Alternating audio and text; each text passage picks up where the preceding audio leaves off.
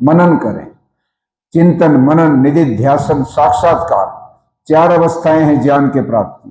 तो हम ऐसे ही यहाँ प्रतिदिन आते हैं, तो ये संस्कार जो आपके अंतःकरण में यहाँ के इस वातावरण का जा रहा है, ये बहुत बड़ी उपलब्धि है। यही वो धन है, यही वो संपत्ति है जो जीवात्मा इस शरीर को छोड़ते समय साथ लेके जाता है, संस्कारों के रूप में।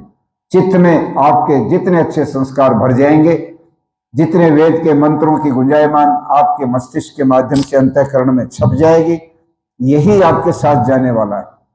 और अगला जन्म इन्हीं संस्कारों के आधार पर निर्धारित होता है कि आपने इस जन्म में कितने शुभ कार्य किए और कितने अशुभ कार्य किए। यदि उसमें आपका आंकड़ा 50% से अधिक शुभ कार्यों का है तो पुनः मनुष्य का चोला मिलेगा, और अगर उसमें कम रह गए 50% से कम, तो ये कीट पतंग और सब पशु पक्षियों में जाना पड़ता है। ये जीवात्मा की यात्रा है।